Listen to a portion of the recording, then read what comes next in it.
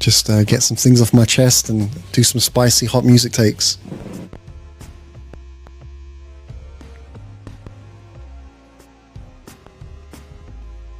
So, stop scrolling for a second and ask yourself a question, a real question.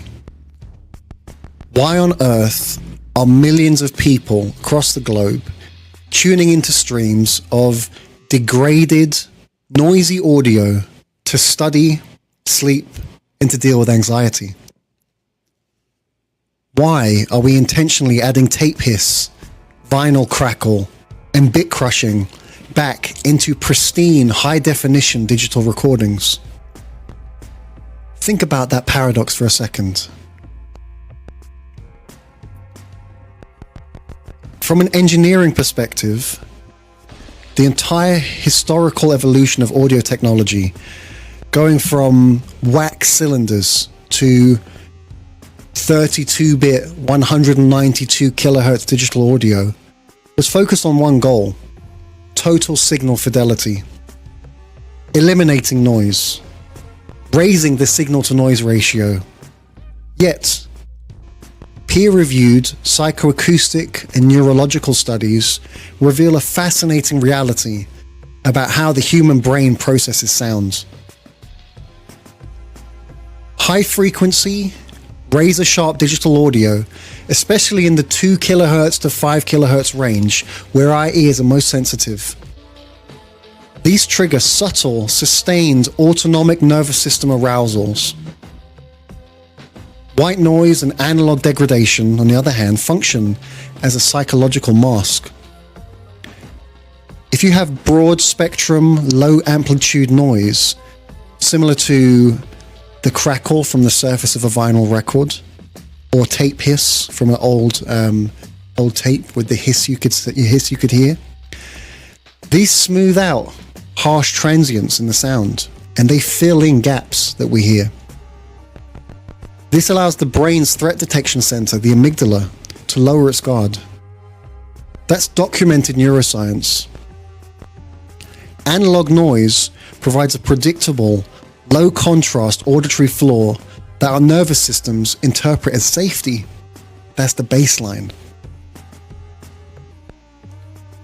But let's talk about what this really means for modern society, because the modern music industry is completely missing the point. We didn't just adopt lo-fi textures because it sounds retro or cool.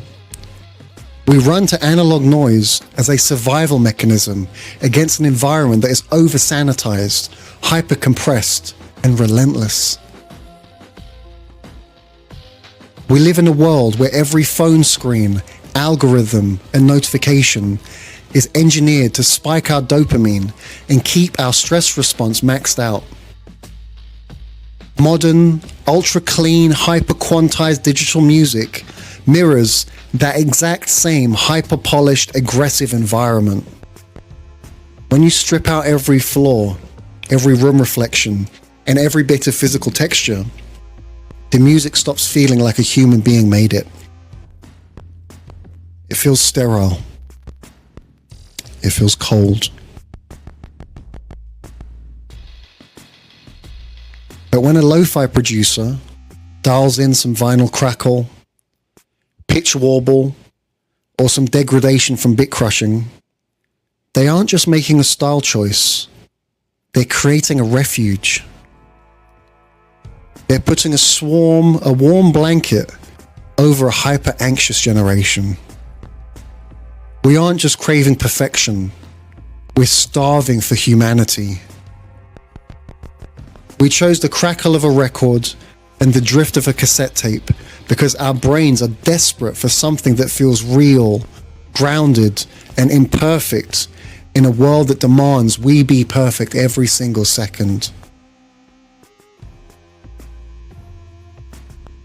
Now let me be clear, before anybody accuses me of saying that digital audio technology was a mistake. Of course it wasn't. Of course it wasn't. Digital recording gave us unprecedented access, dynamic capabilities, and a clarity that engineers 40 years ago would have killed for. I'm not saying modern digital gear is bad, nor am I claiming that every single song needs to sound like it's been recorded on a broken cassette deck in 1982. I'm simply pointing out that human neurology did not evolve to listen to sterile, mathematically perfect square waves in a vacuum. We evolved in an imperfect physical world full of texture, room tone, and natural warmth. You don't have to throw away your high-resolution plugins to see the truth. Neuroscience proves it, and our brains seek out low-contrast noise. The data explains the rise of lo-fi culture, and your own nervous system